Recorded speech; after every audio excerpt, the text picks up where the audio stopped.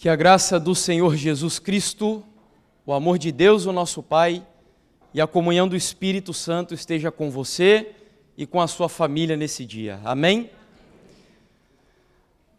Bom, meus amigos, para mim é uma alegria e uma satisfação imensa estar aqui com vocês. Agradeço de todo o meu coração pelo privilégio de poder voltar aqui na igreja de Espinho depois de alguns anos, onde minha esposa e eu tivemos algumas experiências que nós não imaginávamos que enfrentaríamos e vamos compartilhar um pouquinho com vocês também ao longo dessa semana. Tenho ótimas lembranças da semana de oração que fizemos aqui na igreja em 2019, deixamos alguns amigos aqui. Eu sei que pessoas dessa igreja estiveram orando por nós durante as tribulações que enfrentamos, alguns inclusive dando um apoio de outras formas, e eu louvo a Deus pela vida de vocês, pelo privilégio de estar aqui, pelo convite novo do meu amigo Rubem. Tive a grata satisfação de encontrar, enquanto subia aqui a nave da igreja, o pastor Luiz, não sei onde ele está agora, que era o pastor, ali está, era o pastor da igreja na ocasião em que estive com vocês. Hoje soube que ele já está reformado, Deus seja louvado. Que Deus continue abençoando o Senhor agora nessa nova etapa do ministério, né, pastor? E uma alegria muito grande. E agora com o novo pastor aqui da igreja de vocês. Enfim, peço a vocês que orem por essa semana, que orem por mim, que orem por minha esposa. Eu tenho orado pela igreja de Espinho nessa semana de maneira especial, na expectativa de que seja uma semana muito abençoada para todos aqueles que vão participar. E convide pessoas, não hesite em chamar pessoas para que estejam aqui ao longo dessa semana. Vocês viram que os temas são extremamente importantes e atuais. Nessa manhã, o assunto é como viver enquanto Jesus não vem. Amanhã o nosso tema será o Deus desconhecido. E na segunda-feira, eu não sei se você lembra, mas eu sempre deixo para segunda aqueles assuntos assim que eu peço que, se você tiver que escolher algum dia dessa semana para faltar por alguma razão, que não seja segunda-feira. O tema que nós vamos tratar na segunda se chama Se Deus é Amor, porque a minha esposa teve cancro, como dizem vocês. E esse é o assunto que vou compartilhar com vocês na segunda. Bom, mas antes nós temos aqui alguns temas. O primeiro é esse que está aí, e eu gostaria de convidá-lo e convidá-la para fechar os olhos como você está. Ou melhor, vamos ficar em pé e vamos falar com o Senhor, pedindo a sua bênção para o estudo da sua palavra.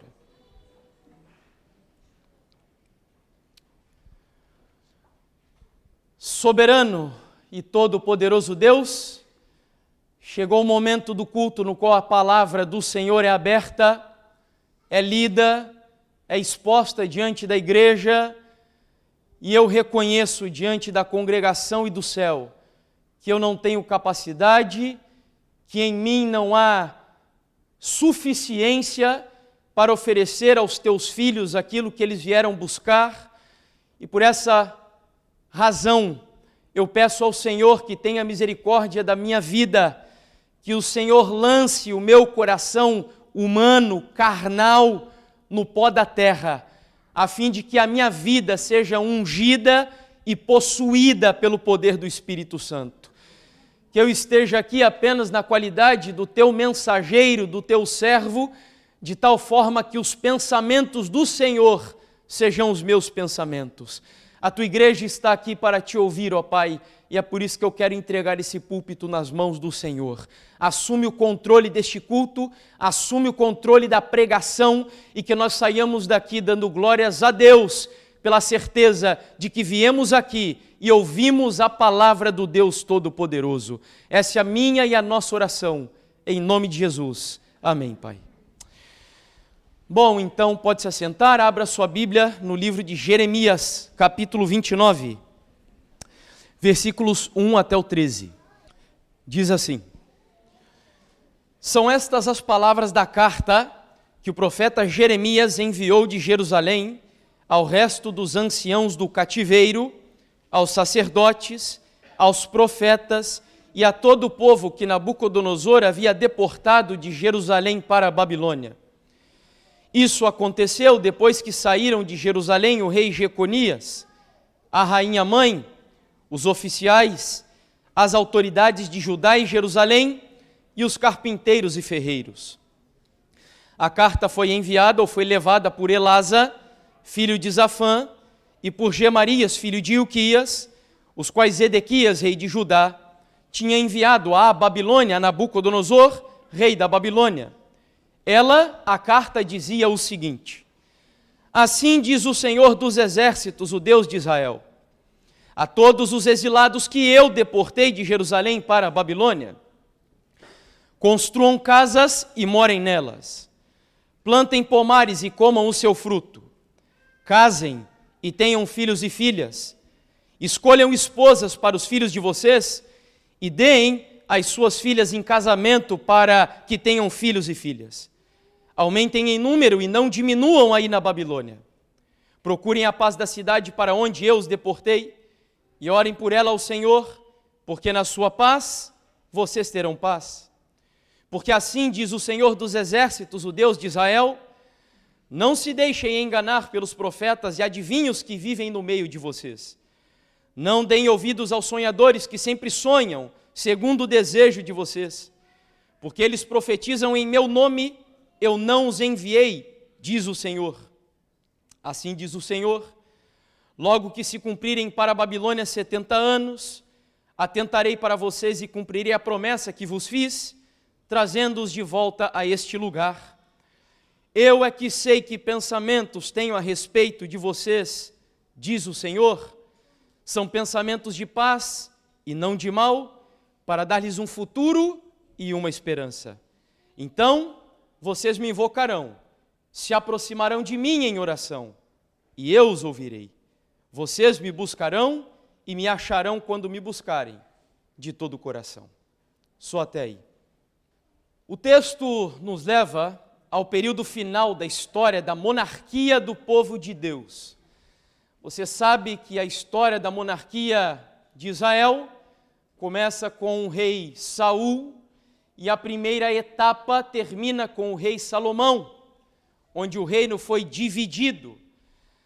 Uma parte dele, conhecido como Reino de Israel, habitado por 10 das 12 tribos de Jacó, foi destruído no ano 722 a.C. pelos assírios.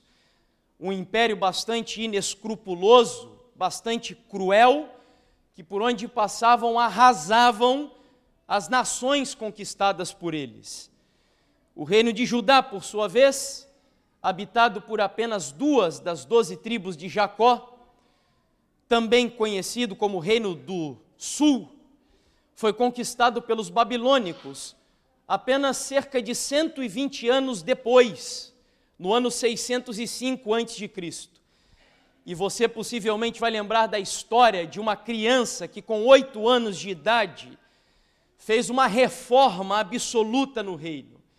Uma criança que com fidelidade e zelo ao Senhor e à sua lei impediu o avanço e o progresso da apostasia, de tal forma que Deus atrasou, entre aspas, o juízo sobre Judá. Mas com a morte de Josias, o reino de Judá voltou a um processo de apostasia profundo, razão pela qual no ano 605 Deus entregou a cidade de Jerusalém nas mãos de Nabucodonosor. E nessa ocasião a cidade ainda não foi destruída, mas Daniel e um grupo de jovens proeminentes e inteligentes foram levados à Babilônia. Foi apenas no ano 597 que Nabucodonosor volta a Jerusalém, cerca a cidade de Jerusalém, invade a cidade e destrói parte dela, que seria definitivamente destruída apenas alguns anos depois. Mas nessa ocasião, já cerca de 50 mil pessoas foram levadas à Babilônia. Pessoas habilidosas, artistas, artesãos, e além disso o próprio rei Jeconias, que em outros livros das Escrituras aparece como Joaquim, é o mesmo rei. E havia um problema aqui. Quando o povo foi levado para a Babilônia, nesta segunda leva, o povo não queria viver a vida que Deus criou para vivê-los na Babilônia. Existem coisas boas dessa vida, mesmo em pecado, como caídos estamos, que Deus criou, e criou para nós desfrutarmos e vivermos com sabedoria, orientados e fundamentados pela plenitude da graça de Deus. Coisas boas que Deus criou para nós participarmos da vida. No entanto, os judeus que foram para a Babilônia, supondo que voltariam imediatamente a Jerusalém, não queriam viver a vida que Deus criou para vivê-los ali. Eles não queriam trabalhar, não queriam estudar, tampouco queriam construir casas e constituir famílias. Porque, como eu disse há pouco, imaginavam que voltariam imediatamente para Jerusalém, a ponto de viverem uma vida em ociosidade, em inutilidade. E então, para você ter uma ideia do que se passava ali, no Salmo capítulo 137, se você quiser acompanhar comigo a leitura, nós encontramos nela a experiência do povo de Deus ali na Babilônia, versículos 1 até o versículo 4 nós leremos. Salmo 137, versos 1 até o 4 diz: junto aos rios da Babilônia, que era o rio Eufrates, o principal, sentamos e choramos, ao nos lembrarmos de Sião. Pusemos de lado nossas harpas e as penduramos nos galhos dos salgueiros. Os que nos levaram cativos queriam que cantássemos, nossos opressores exigiam uma canção alegre, e eles diziam: cantem para nós uma das canções de Sião. Só para você entender aqui, o povo judeu, diferente da imagem que nós criamos deles muitas vezes, era um povo alegre, era um povo que tinha contentamento, satisfação de viver. Tanto é que no calendário judaico havia algumas festas, entre as quais haviam festas solenes, que o povo se contristava diante de Deus, mas haviam festas de alegria, e o povo judeu era um povo famoso em Canaã, por sua satisfação, por sua razão de viver, pela alegria que tinham, de tal forma que os babilônicos chegaram a eles lá na Babilônia e disseram: cadê aquele povo feliz? Cadê aquele povo de quem nós ouvimos que tem razão de viver, sentido de vida, propósito da sua existência? Onde está aquele povo? E aí no versículo 4 eles respondiam aos caldeus dizendo: mas como poderíamos cantar as canções do Senhor estando em terra estrangeira? Então eles não queriam demonstrar felicidade de poderem ainda gozar de coisas boas que Deus gostaria que eles vivessem e experimentassem. Como eu disse, de maneira cristã, de forma bíblica, mas eles não queriam viver absolutamente nada disso. E para acentuar o problema, ainda havia um grupo de falsos profetas que chegavam ao povo e diziam, endossando os sentimentos do seu coração: não se preocupem, logo nós voltaremos à Babilônia, então não precisa trabalhar, não precisa estudar, não precisa constituir família aqui. O que não era verdade. Então, dentro desse contexto, Deus pega o profeta Jeremias e ordena ao profeta que escreva uma carta com uma série de conselhos dados por Deus, não por mim, sobre como o povo deveria viver na terra do seu cativeiro. Como eles deveriam viver enquanto ainda permanecessem na Babilônia. E essa é a experiência que eu quero trazer para a abertura dessa semana de oração. Nós estamos, como Igreja Adventista do Sétimo Dia, aguardando a vinda do Senhor Jesus há mais de 170 anos. E eu quero dizer para você que, apesar de todo esse tempo que aguardamos, eu acredito de todo o meu coração que ainda em minha geração eu verei Jesus vindo nas nuvens dos céus em poder e grande glória. Eu acredito nisso e por isso tenho dedicado a minha vida ao ministério. Vocês já sabem como eu vivo, eu não sou um obreiro assalariado pela igreja, mas voluntariamente tenho me dedicado e vivido com doações, e o meu pacto com Deus é justamente esse: enquanto o Senhor me sustentar, até pela dívida que eu tenho com essa igreja, já contei a minha história de conversão para vocês, enquanto houver ar nos meus pulmões e saúde no meu corpo, eu quero dedicar a minha vida para pregar a esperança de que em breve nós veremos Jesus Cristo vindo nas nuvens. Eu creio nisso, mas nós não podemos ignorar a realidade de que estamos há 170 anos aguardando e Ele ainda não veio. E por essa razão a pergunta que dá o título ao tema desta manhã é a seguinte: como viver enquanto Jesus Cristo ainda não vem? E eu vou sair do óbvio, porque o óbvio seria responder essa pergunta dizendo: eu devo viver orando, eu devo viver estudando a Bíblia e devo viver envolvido na missão. Isso é o óbvio, é o claro, é o que deve estar patente diante dos nossos olhos. Nós não devemos nem colocar isso em questão, mas o que eu vou fazer é pegar os conselhos de Deus, os princípios dos conselhos de Deus, para o seu povo vivendo na Babilônia e aplicá-los para você e eu, para nós, que vivemos nesta grande Babilônia do século 21. E é por isso que o título desta semana de oração se chama Como Ser Cristão em uma Sociedade ou em uma Era Não Cristã, que é a nova Babilônia que você está vivendo. Vamos aos conselhos então. O primeiro deles já está lá no versículo 1 de Jeremias 29. Não feche a sua Bíblia, conserve-a aberta no capítulo 29, que será o centro da nossa pregação. Jeremias capítulo 29, e começamos no versículo 1. São estas as palavras da carta que o profeta Jeremias enviou de Jerusalém ao resto dos anciãos do cativeiro. Só até aí é o suficiente. Primeira lição que nós extraímos aqui desse texto: este mundo, nas condições em que ele se encontra hoje, não é o destino final da sua vida. Nós estamos aqui de passagem. Essa terra não é o seu lar. Eu sei que você tem trabalho aqui e louvado seja Deus. Nós veremos ao longo desse estudo que trabalhar é um dever que Deus determina ao seu povo enquanto vivemos na Babilônia.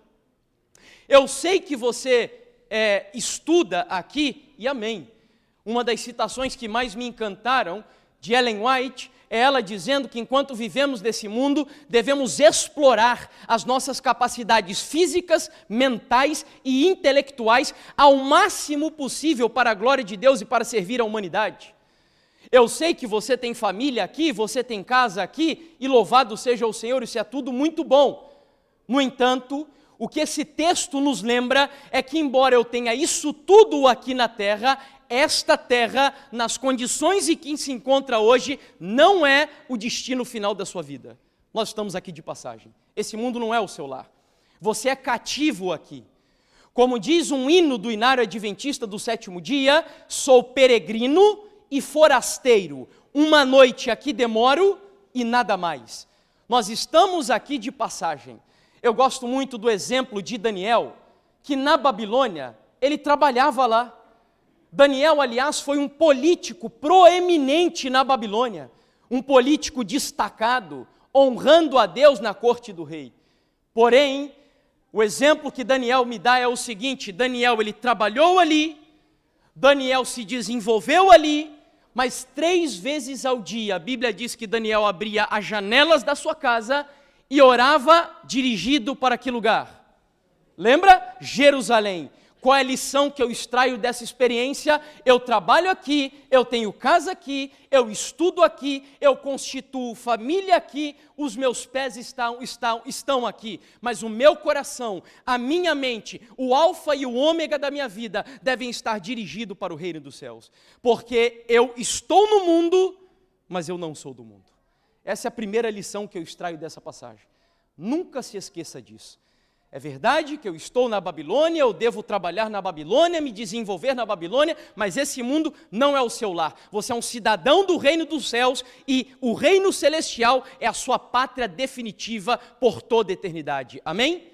Esse é o seu lar. Vamos à segunda lição então agora, e nessa eu vou gastar um pouquinho mais de tempo. Está lá no versículo 5 do texto de Jeremias, capítulo 29, no verso 5 nos diz assim: construam casas e morem nelas, plantem pomares e comam o seu fruto. Qual é a lição que nós extraímos aqui? Deus está dando uma ordem ao seu povo. Lembra da história que eu contei para vocês? O povo não queria trabalhar. O povo não queria constituir casas, ou construir casas, melhor dizendo, na Babilônia. O que Deus afirma ali na passagem que nós acabamos de ler é: eu não criei vocês para viverem em ociosidade. Vocês vão ficar 70 anos aí e eu quero que vocês se desenvolvam aí e mais. Eu quero que vocês se desenvolvam tanto a ponto de influenciarem a cultura da Babilônia. Ah, mas de onde você tira essa ideia de que plantar e construir casas significa influência cultural? Eu vou explicar para você.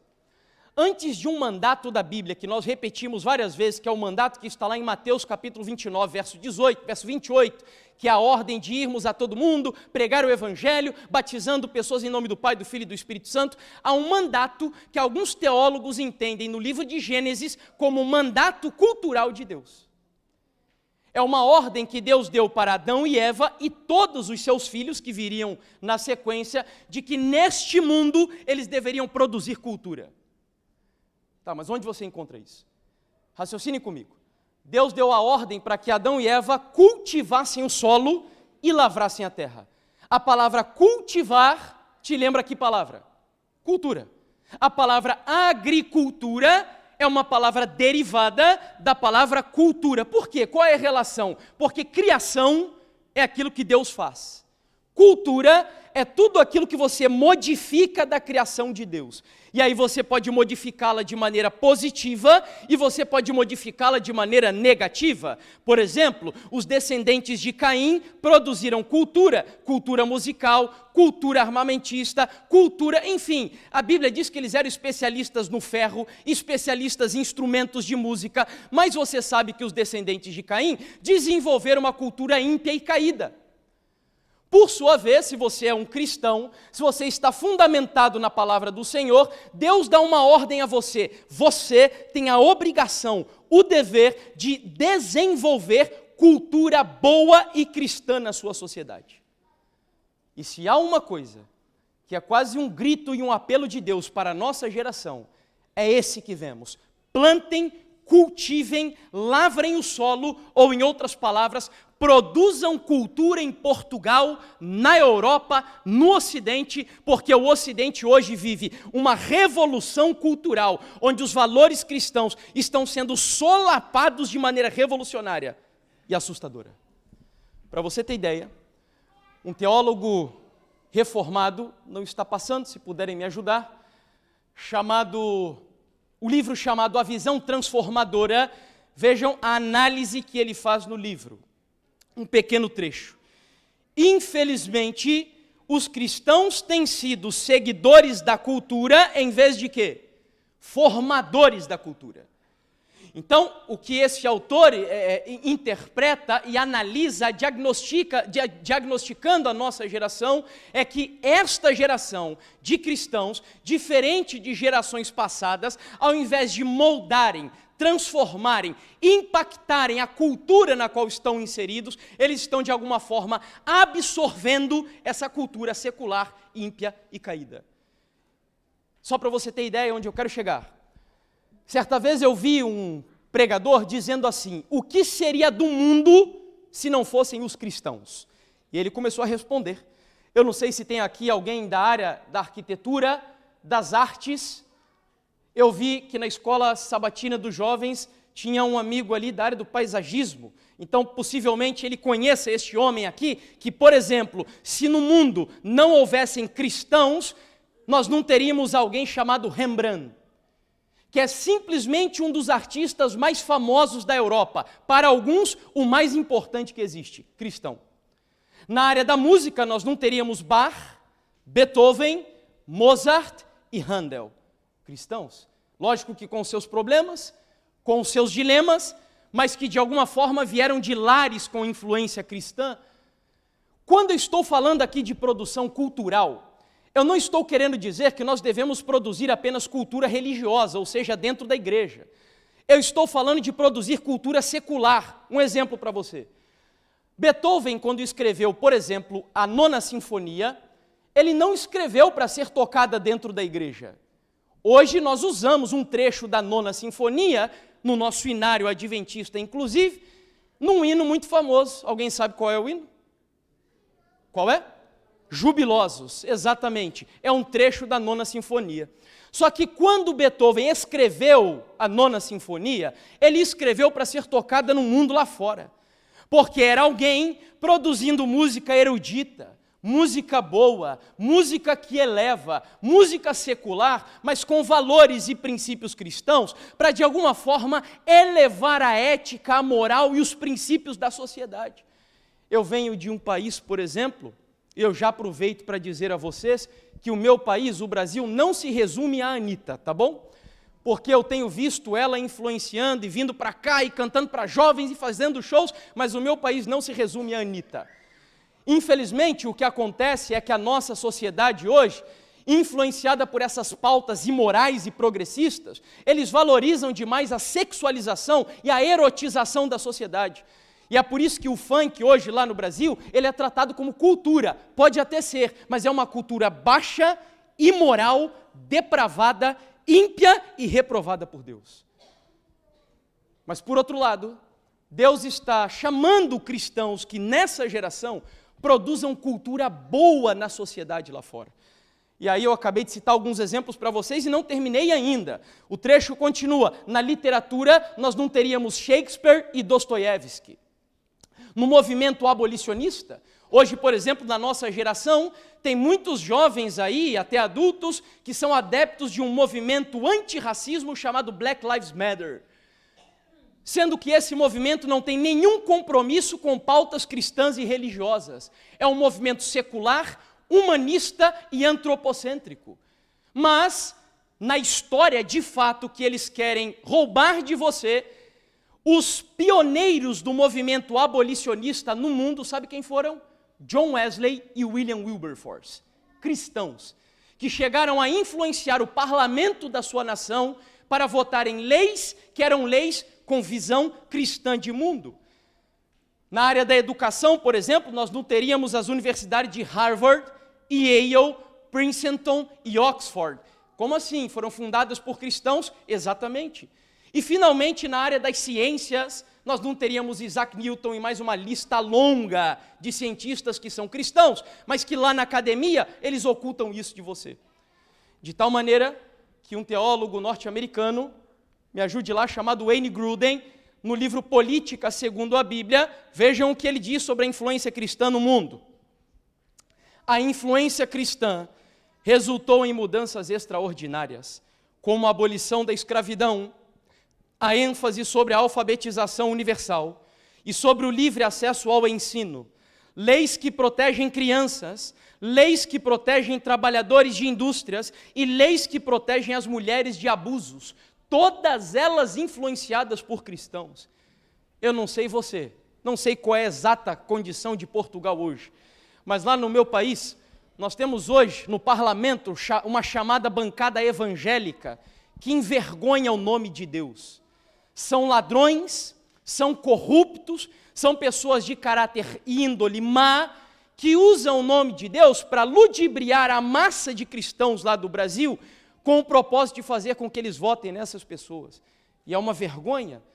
Nós hoje vivemos numa geração que virou moda, isso não é novidade. Leia depois o capítulo 21 do livro Grande Conflito, onde Ellen White diz que na sua própria geração já tinha virado moda pessoas simularem conversões, para angariarem votos, para angariarem a simpatia daqueles que eram os cristãos na sociedade. Isso está voltando à tona. Jogadores de futebol que usam fitas e bandeiras e camisetas dizendo que 100% Jesus e vivem uma vida imoral. E isso nos traz vergonha. Porém, preste bastante atenção nesse texto aqui, passe para nós lá por gentileza, do John Stott, no livro O Cristão em uma Sociedade Não Cristã. Inclusive é desse livro que eu tirei a ideia para o título dessa semana de oração. Vejam só o que ele diz. Nosso hábito cristão é lamentar os padrões do mundo em deterioração com um ar de desespero um tanto farisaico. Criticamos a sua violência, sua desonestidade, sua imoralidade, seu desrespeito à vida humana e sua ganância materialista. E ele abre aspas. O mundo está indo por água abaixo, dizemos balançando a cabeça. Passe para o próximo, por favor, aí. Mas a culpa é de quem? Quem é o culpado? A pergunta que precisamos fazer é: onde está a igreja? Por que o sal e a luz de Jesus não está permeando e mudando nossa sociedade? Vou dar um exemplo aqui para você. Há alguns anos, o meu cunhado deu uma carona para um amigo nosso, lá da nossa cidade. Aqui vocês não falam carona, como que é o nome mesmo? Como é que é? Boleia. Boleia lá é tipo uma expressão assim, uma gíria. Sabe o que é gíria? Que os jovens usam. A gente fala boleia também, mas só como gíria. Então, o meu cunhado deu uma boleia para um amigo nosso, e ele comprou um pouco de carne, esse amigo, para dar para o seu cachorro. Porém, quando o meu cunhado chegou, e este amigo da família morava muito perto da nossa casa, ele esqueceu a carne dentro do carro. Era verão, a carne dormiu ali dentro, amanheceu o dia com um sol intenso. Quando o meu cunhado abriu o carro, estava um cheiro podre dentro do carro. Ele abriu o pacote de carne, tinha verme e bicho andando para tudo quanto é lado. Qual que é a experiência aqui que eu extraio? O mundo que você vive é como essa carne podre, em estado de putrefação, apodrecimento. Não espere esse mundo melhorar, pelo menos não antes da volta do Senhor Jesus, porque depois dos 1000 anos esse mundo vai ficar maravilhoso. São coisas que nem olhos viram e nem ouvidos ouviram. No entanto, hoje só piora. Os vermes e bichos que estavam nessa carne são os demônios que parece que estão dominando o mundo. Só que me ajude, em uma época que não havia freezer e nem geladeira, para conservar as coisas, a carne de maneira especial, eles usavam o quê? O sal. Qual é a lição que Deus nos dá aqui? Deus não te criou para ser um monge, Deus não te criou para ser uma freira, para se isolar da sociedade. É verdade que nós vivemos de maneira reclusa, muitas vezes. Eu, por exemplo, moro no campo, mas Deus nos criou para nos mesclarmos, nos misturarmos, para penetrarmos nas entranhas da sociedade, de tal maneira que, por influência cristã, nós impeçamos o avanço da corrupção nesse mundo. Através de um princípio de vida, de um estilo de vida que glorifique e exalte o nome de Deus. Só para você ter ideia, certa vez chegaram para Martinho Lutero, era um recém-converso ao Evangelho, e ele perguntou o seguinte para Lutero: Lutero, o que eu devo fazer para ser um bom cristão? Eu quero ser o melhor cristão possível. Aí Lutero descobriu que este cidadão era um sapateiro. Sabe qual foi a resposta que Lutero deu? Faça um bom sapato e venda por um preço justo. Você entendeu? Deus não chamou, e nós precisamos romper com esse paradigma no nosso meio. Nem todos vocês que estão aqui dentro hoje foram chamados para serem pastores, obreiros bíblicos, ou missionários no sentido mais estrito da palavra que nós usamos. Cada um de vocês tem uma vocação que Deus te deu no mundo.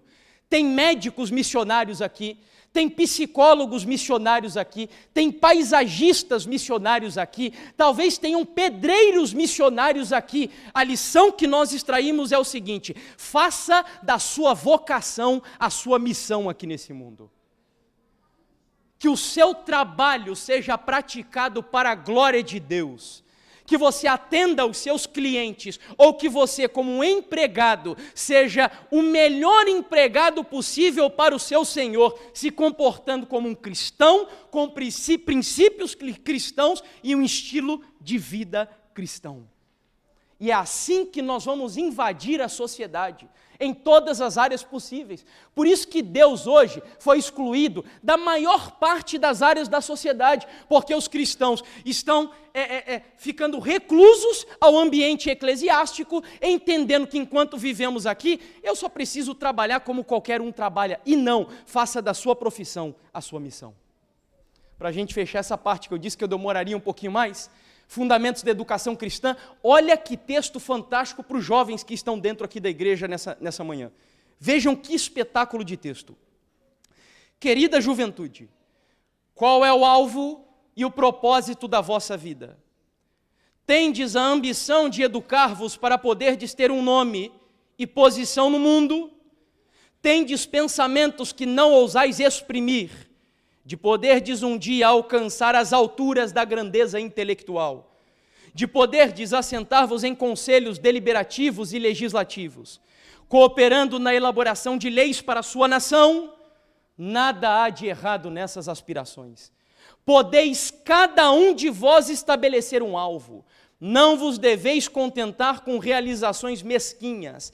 Aspirai à altura e não vos poupeis trabalhos para alcançá-la. Que em nome de Jesus, de dentro desta igreja aqui nessa manhã, Deus levante jovens e adultos também, obviamente, que vivam para a glória de Deus, fazendo do seu trabalho o seu campo missionário e abençoando pessoas aqui em Portugal, na Europa e, por que não, no mundo inteiro, em nome do Senhor Jesus.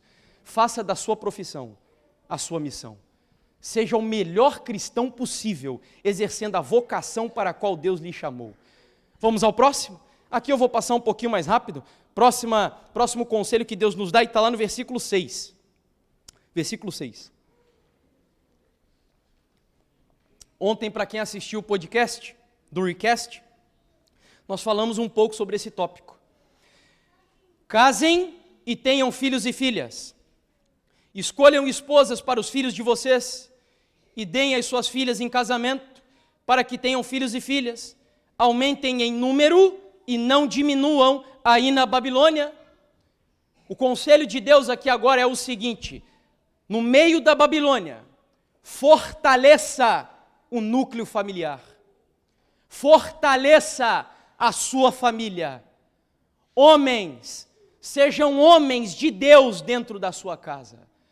Não se deixem enganar por essa sociedade caída, corrupta que nós vivemos, onde o homem, ele está cada vez mais perdendo o seu papel de macho dentro de casa. E quando eu falo macho, eu não quero dizer machista, porque ser um homem de Deus, o cabeça do lar, não tem nada a ver com essa ideia cristã, ou melhor, mundana, do homem chegar em casa depois de um dia de trabalho e pegar o seu pé cheio de chulé e colocar em cima do sofá e não fazer absolutamente nada. Não é essa a visão bíblica.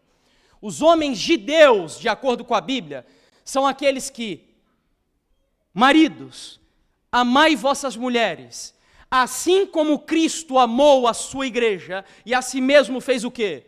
Se entregou por ela. O homem de Deus é aquele que se entrega, é aquele que se doa, aquele que se autossacrifica pela proteção, pastoreio e provisão da família. E Deus precisa de homens assim nessa sociedade.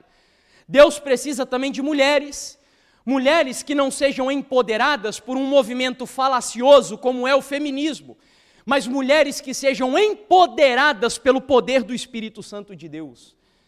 Mulheres que sejam tomadas pelo Espírito que habitou em Ana, em Raquel, em Isabel, em Maria. Mulheres que, como eu vi uma frase que me encantou esses dias, dizendo: a mão que balança o berço é a mão que governa o mundo. E infelizmente o movimento feminista tem privado você, mulher, de se agradar, de se alegrar com esta que é uma das maiores virtudes que Deus deu para uma mulher: o ato de ser mãe, o ato de ser uma esposa dentro do lar. Fortaleça o seu núcleo familiar, é o que Deus está dizendo aqui. Para você ter noção, nós vivemos em uma sociedade que diz que o seu filho, a sua filha, não é propriedade da sua família, é propriedade do Estado. Lá no meu país, nós tivemos um juiz da Suprema Corte Federal dizendo isso. E um outro chegou a dizer que o maior problema da democracia no Brasil hoje e no Ocidente também são as famílias burguesas, que na realidade é um termo que eles usam para se referir às famílias cristãs. Deus está implorando a mim e a você, dizendo: fortaleça o núcleo familiar, cuide da sua família, proteja a sua família, ame os seus filhos, a sua esposa, o seu marido, zele pelo seu lar. Lá no Brasil há algum tempo, tem pessoas que acham que isso é um exagero, quando nós falamos que o objetivo desses movimentos progressistas é destruir a família. Mas eu acho que foi em 2019 ou 2018, teve um evento que aconteceu lá, chamado Democracia em Colapso.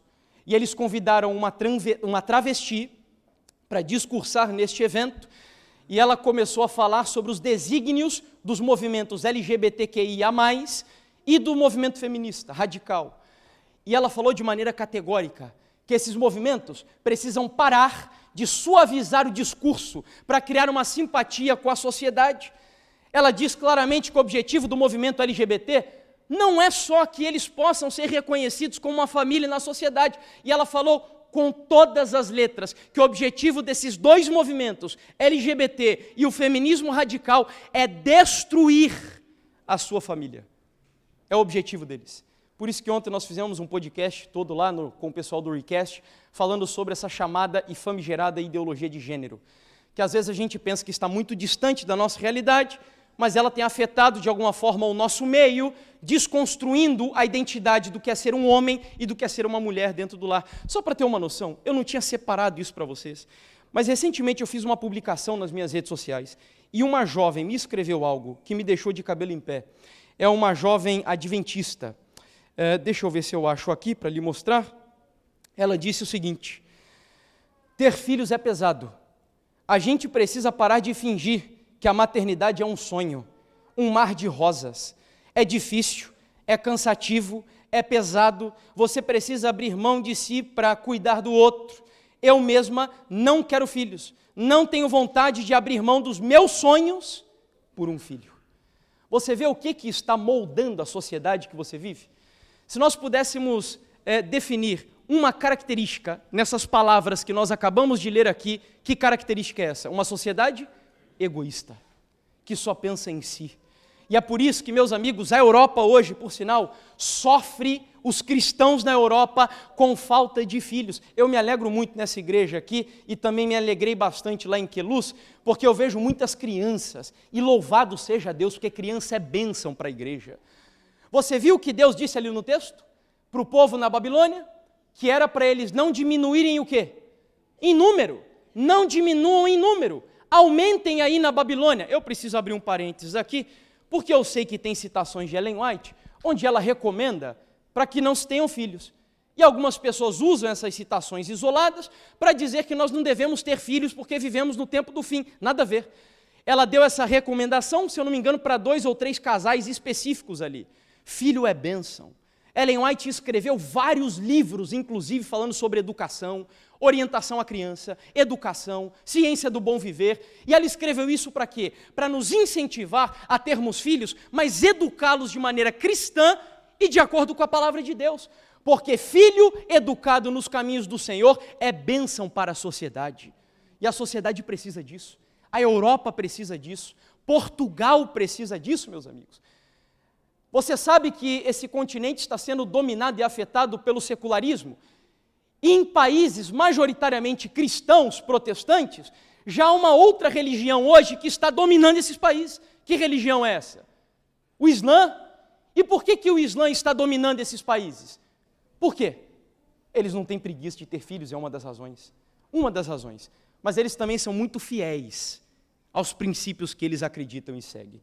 Então, primeira lição, você é cativo aqui. Esse mundo não é o seu lar. Segunda lição, produz a cultura cristã na sociedade. Terceira lição, fortaleça o seu núcleo familiar. Guarde a sua família. Zele e proteja a sua família. Vamos à quarta lição? Quarta lição, já estamos aí passando da metade do tema, versículo 7. Agora eu vou precisar da ajuda de vocês. Versículo 7 nos diz: procurem a paz da cidade para onde eu os deportei. E orem por ela ao Senhor, porque na sua paz vocês terão o quê? Paz. Olha, lá no Brasil hoje, muito provavelmente, nós vivemos o momento mais delicado da história política do meu país.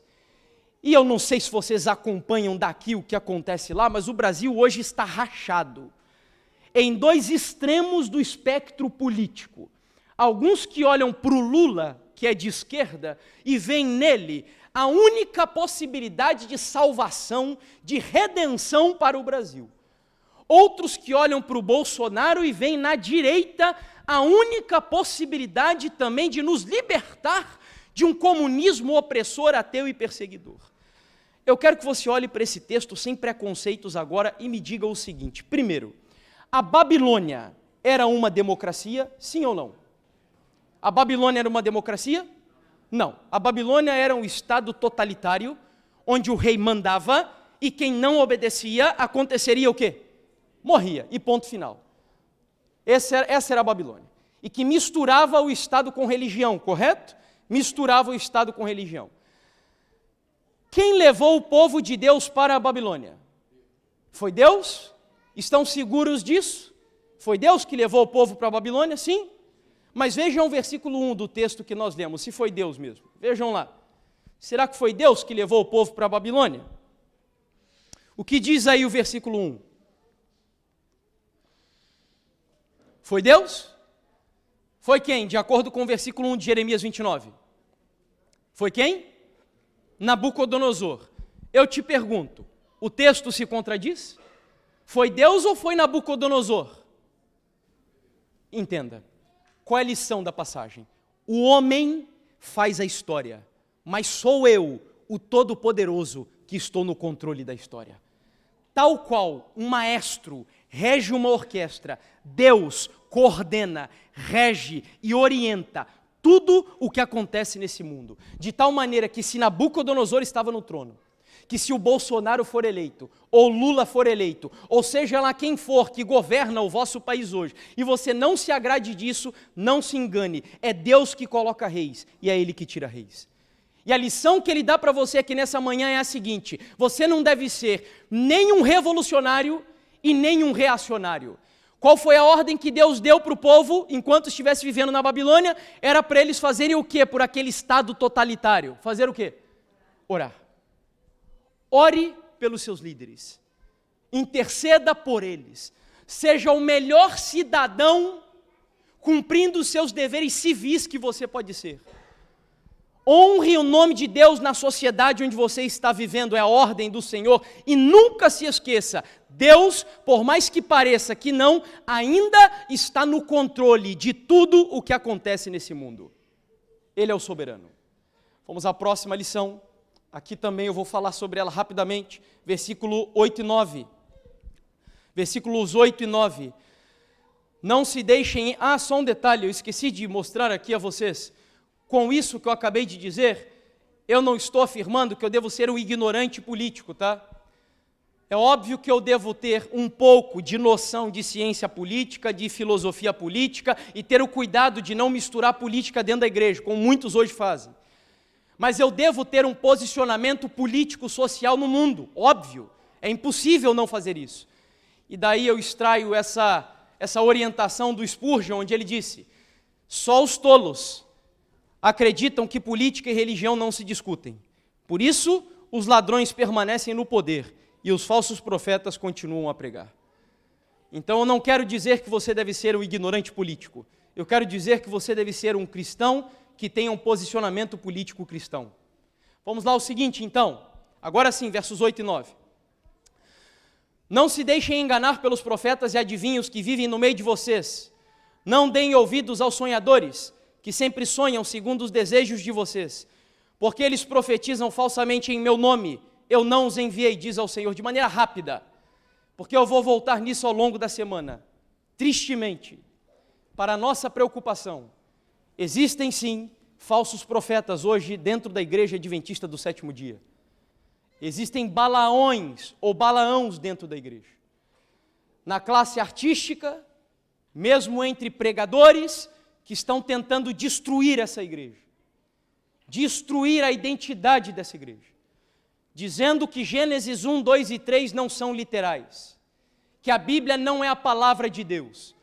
Lá no meu país há um movimento que se autodenomina adventistas subversivos, e que estão querendo importar para dentro da igreja a prática homossexual para ser aceitada entre ela. E esse movimento bebeu de fontes supostamente teológicas que vêm de lá dos Estados Unidos da América. De lá. Não por acaso a Bíblia diz que os Estados Unidos seriam responsáveis hoje pelas maiores apostasias no meio protestante no mundo. Não à toa ele é chamado na Bíblia de falso profeta, essa nação. Então de lá, por intermédio de movimentos que são financiados sem dúvidas por pessoas de muito dinheiro, que promovem essas pautas progressistas, nós temos hoje cidadãos infiltrados em nossa igreja. É verdade que nós não devemos buscar separá-los, porque a Bíblia diz que o joio e o trigo não devem ser separados. Mas estude a Bíblia, defenda a Bíblia, conheça a Bíblia, porque você vive em uma geração que você vai precisar lutar contra aquilo que os seus próprios olhos estão vendo. Ellen White diz isso, não me lembro onde. E esse momento chegou. Cuidado com os falsos profetas. Abra os seus olhos. E eles estão hoje nos dois extremos. Tem os antitrinitarianos, tem os perfeccionistas, mas tem também os liberais, os progressistas, e de todos os lados o diabo está tentando destruir essa igreja. Mas não se engane, não se engane. Jesus disse, as portas do inferno não prevalecerão contra ela. Amém? Essa igreja vai prevalecer, independente das lutas e dificuldades, e até sofrer, possivelmente, algumas avarias nessa embarcação, ela chegará até o porto seguro em nome do Senhor Jesus. Bom, o alerta é feito também por Ellen White. Não são os inimigos francos e confessos da causa de Deus os mais de temer. Aqueles que, como os adversários de Benjamim e de Judá e Benjamim, vêm com palavras suaves e fala agradável, aparentemente procurando amigável aliança com os filhos de Deus, têm maior poder de enganar. Bom, vamos ao penúltimo. Penúltima orientação dada por Deus, está no versículo 10. Versículo 10. Assim diz o Senhor, logo que se cumprirem para a Babilônia 70 anos, atentarei para vocês e cumprirei a promessa que fiz a vocês, trazendo-os de volta a este lugar. Olha só que mensagem maravilhosa. Em outras palavras, o que Deus estava dizendo para os seus filhinhos na Babilônia era o seguinte, olha, vocês vão trabalhar aí, vocês têm que constituir família aí, vocês têm que orar pelos líderes aí na cidade, abra os seus olhos contra os falsos profetas, mas não se esqueça de uma coisa, daqui a 70 anos eu vou voltar e vou levar vocês de volta para a cidade de onde vocês deveriam estar. Vocês não vão ficar aí para sempre. 70 anos vão passar e eu voltarei. Qual é a lição desse texto? Deus acabou de dar uma série de conselhos para mim e para você aqui nessa manhã. Trabalhe, produza cultura, seja uma bênção na sua sociedade, constitua família cristã, influencie a sua vizinhança e o seu ambiente profissional, mas não se esqueça, eu em breve voltarei para resgatar você desse mundo. Nós não sabemos agora o tempo. Jesus disse que o dia e a hora ninguém sabe, mas para mim, a grande lição de experiência com a volta de Jesus que eu extraio é de um homem chamado William Miller, ou Guilherme Miller. Quando Joshua Himes chegou para ele, Joshua Himes, para quem não conhece, foi o financiador, foi o empresário que bancou Miller pregando nos Estados Unidos. E aí, depois da grande decepção, Himes chegou para Miller e perguntou, Miller, e agora, o que nós faremos? Qual será a outra data para onde nós vamos olhar, aguardando a volta de Jesus? E Miller respondeu o seguinte, Himes, fixei a minha mente num outro tempo, e daqui eu não me moverei até que Deus me dê mais luz. E este tempo é hoje, hoje e hoje, e até que Ele venha. Qual é a lição que nós traímos?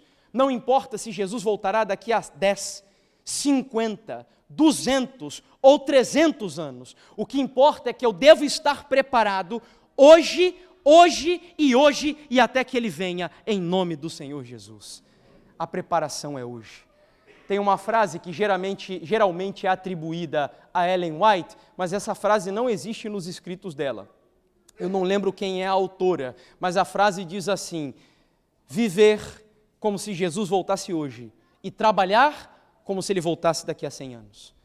Essa é a experiência. E para a gente encerrar, último conselho, versículos 11 até o 13. E você conhece muito bem essa passagem. E possivelmente já tenha lido essa passagem várias vezes. Eu é que sei que pensamentos tenho a respeito de vocês, diz o Senhor. São pensamentos de paz e não de mal, para dar-lhes um futuro e uma esperança.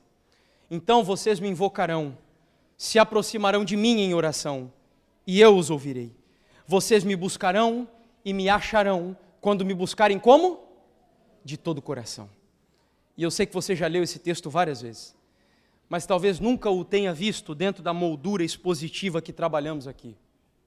E o que esse texto nos diz é que se há algo que você deve lembrar nesta grande Babilônia, é que independente de tudo que nós estudamos, que você não esqueça que você deve buscar a Deus de todo o seu coração. O que Deus está dizendo é: trabalhe, constitua família, se multiplique, seja uma bênção na sociedade, mas nunca se esqueça, me busque intensamente e de todo o seu coração. E para buscar a Deus de todo o coração há uma condição, que está no primeiro verso que nós acabamos de ler, e o versículo 11 que lemos agora há pouco. Lemos do 11 até o 13. Deus diz assim: eu é que sei o quê? Eu é que sei o quê? Que pensamentos tenho a respeito de vocês. Sabe o que Deus está dizendo? Presta muita atenção, eu sou um Deus soberano. Eu é que sei o que é melhor para a sua vida. Eu desejo estar no controle da sua vida. Ainda que pareça que às vezes as coisas estão saindo do controle do Senhor, não se esqueça, eu estou no controle de todas as coisas. E meus amigos, durante várias vezes eu preguei sobre a vontade de Deus, preguei sobre soberania de Deus, preguei sobre a necessidade de confiarmos em Deus, mas quando isso bate na porta do seu lar, o desafio é muito grande. Porque você dizer que confia em Deus quando tudo está bem é maravilhoso e é muito fácil. Mas nós devemos parar de romantizar a vontade de Deus. Porque fazer a vontade de Deus não é difícil. Não é fácil, perdão. E eu tenho dito que nós desenvolvemos hoje em nossa igreja uma cultura, eu não sei se aqui vocês têm esse hábito do provar e vede, que são alguns vídeos que a gente passa no momento do recolhimento de dízimos e ofertas, e não me interpretem mal, não estou aqui criticando, mas infelizmente nós desenvolvemos uma cultura equivocada do provar e vede sobre Deus dentro da igreja. Porque nós olhamos aquelas experiências ali, e nós vemos que todas aquelas histórias terminam com aquilo que nós, seres humanos, chamamos de final feliz, onde as pessoas oram e são curadas, onde as pessoas são fiéis nos dízimos e as empresas são as mais estáveis possíveis. Mas quando você está na vida real, nem sempre é assim. Às vezes você ora e Deus não cura. Às vezes você é fiel e a sua empresa vai quebrar e você vai ficar desempregado. E você não vai encontrar um novo emprego do dia para a noite. Às vezes você vai passar anos e anos desempregado, até que Deus providencie um emprego para você. Olha, no ano de 2019, quando a minha esposa e eu, quando nós estivemos aqui, aquele foi um dos anos mais maravilhosos da nossa vida desde que nós nos casamos. Foi um ano assim, marcante, inclusive para o meu ministério. Foi a primeira vez, minha esposa, desde que nós casamos, ela tinha o sonho de viajar para fora do país. Eu não tinha e nem tenho ainda condições de bancar viagens assim mais caras, que demandam um recurso um pouco mais alto. Mas Deus foi tão bom que de alguma forma usou o ministério, a vida do Rubem, a vida de outras pessoas, para virmos aqui e através do ministério, através da pregação, nós conhecermos um pouco desse país, desse continente, da história desse continente, que eu sou apaixonado por história, e foi um ano assim espetacular. Naquele ano, inclusive, eu me lembro que eu tive dúvidas se eu deveria continuar integralmente no meu ministério. Eu não sei se vocês lembram, eu estava fazendo curso de História, e eu tranquei o curso de História, mas na época eu ainda estava fazendo, e eu gostei da experiência de lecionar dentro do contexto escolar. E eu orei a Deus. Eu perguntei ao Senhor se eu deveria abrir mão do meu ministério ou só fazê-lo aos finais de semana, e Deus me deu uma resposta contundente. Quando eu voltei a viajar, depois que eu encerrei o meu período de... Lá no Brasil a gente chama estágio, não sei se vocês chamam aqui também dessa maneira, e Deus me deu uma resposta que não, eu deveria continuar dedicado. Viemos para cá, no final do ano, depois de um ano de muitos trabalhos, o meu pai me presenteou a mim e a minha esposa, para nós ficarmos no litoral de um lugar lá no sul do Brasil, que é um lugar fenomenal. Foi um ano, assim, extremamente abençoado aos nossos olhos na nossa vida. Veio 2020. Minha esposa e eu tínhamos planos para aquele ano. Nós já tínhamos 11 anos, ou alguma coisa assim, de casados, não tínhamos filhos. E aí, então, começamos a planejar o filho para o ano de 2020. Você sabe que veio a pandemia. E a pandemia rompeu com os planejamentos de muitas pessoas. Mas, além da pandemia, o meu lar foi assolado por uma desgraça ainda maior. No finalzinho de 2019, parece que Deus ele já vai te preparando na sua soberania para aumentar a fornalha pela qual você vai passar.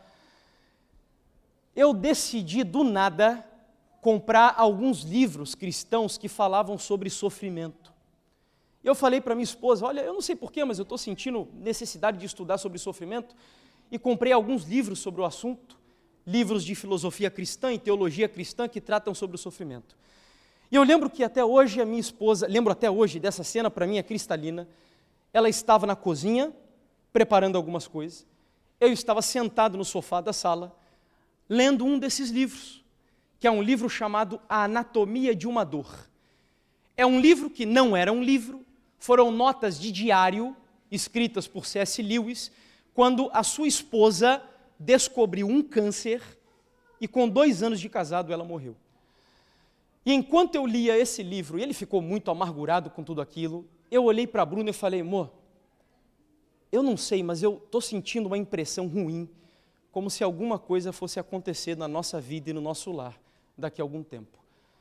Passaram-se alguns meses, a minha esposa estava tomando banho, ela passou a mão sobre os seus seios, a sua mama, e ela sentiu um caroço.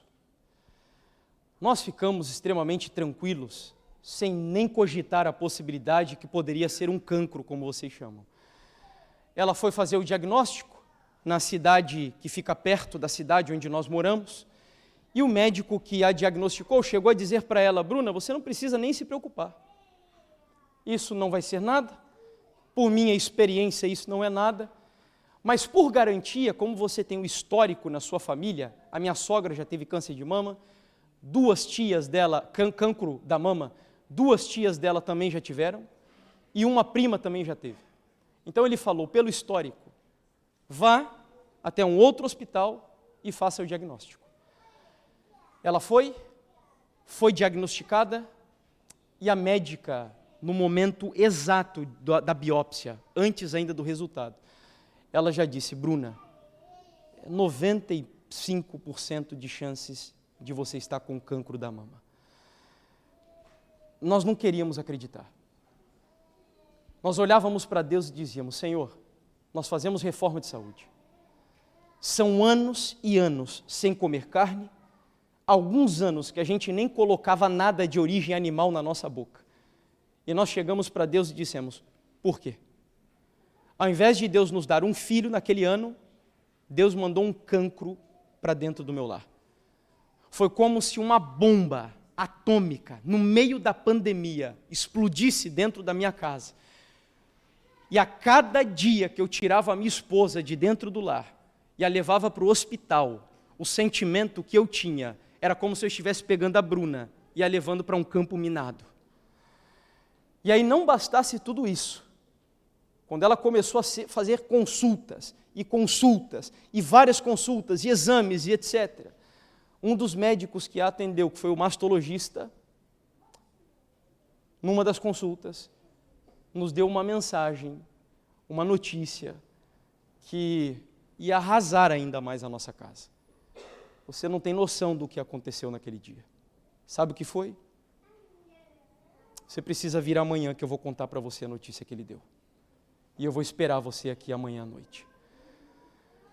Eu quero por enquanto, eu quero que você entenda só uma coisa aqui nessa manhã, nesse culto. Deus é o quê? Deus é o quê? Soberano. Comigo e com a minha esposa, Deus fez com que nós nos assentássemos. E Ele chegou para mim e para ela e disse assim: eu é que sei que pensamentos tenho a respeito de vocês. E não são pensamentos de mal, são pensamentos de paz. Como assim, Deus? É um câncer, é um cancro. A minha esposa é nova, é uma jovem, nós não temos filhos ainda. Eu é que sei que pensamentos tenho a respeito de você. Deus é soberano. Em nenhum momento na Bíblia, e nós vamos voltar a isso ao longo dessa semana, Deus promete aos seus filhos que Ele daria razões pelos sofrimentos que nós enfrentamos nesse mundo. Eu vou voltar nisso ao longo dessa semana. O meu desafio para você aqui nessa manhã, se você entendeu essa mensagem, se você está disposto ou disposta a viver para a glória de Deus, eu não sei se não lembro agora se eu oro ou se eu canto um hino, ou se cantamos um hino agora, o que vem na sequência, podem me ajudar? É um hino, nós vamos cantar um hino.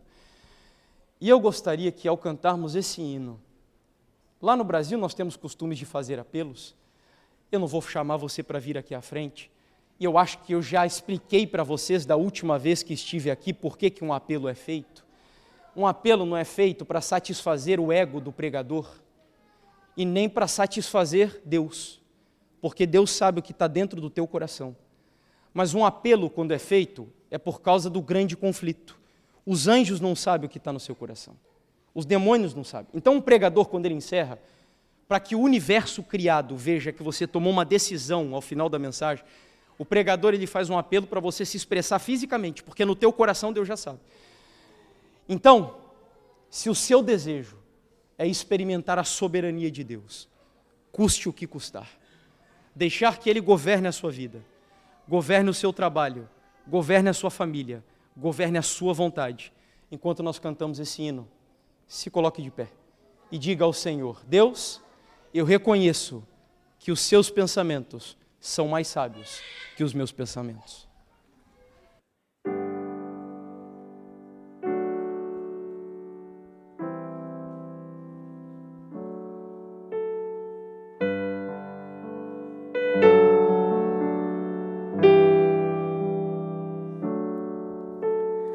Ao sentir o mundo ao meu redor,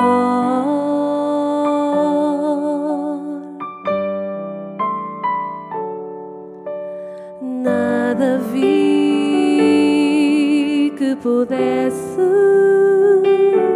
ser real.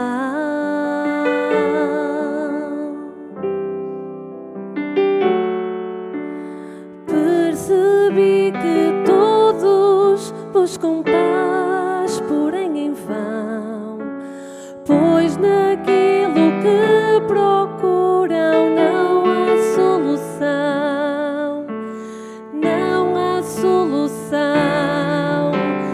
Só em Jesus a paz real eu pude encontrar. O seu amor pude experimentar. Me entreguei a Cristo e a vida eterna vou gozar.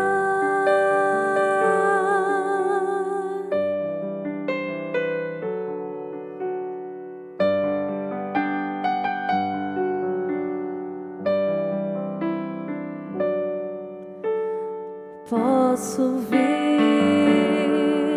que você não é feliz.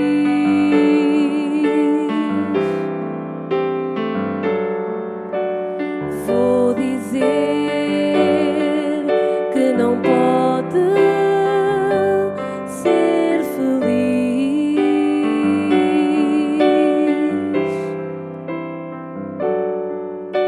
Se continuar a procurar em vão, em caminhos que não trazem solução, não trazem solução. Só em Jesus a paz real você vai encontrar. O seu amor vai experimentar.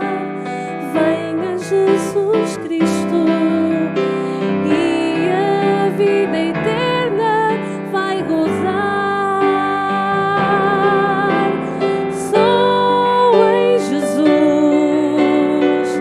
a paz real você vai encontrar. O seu amor vai experimentar. Venha Jesus Cristo e a vida eterna vai gozar.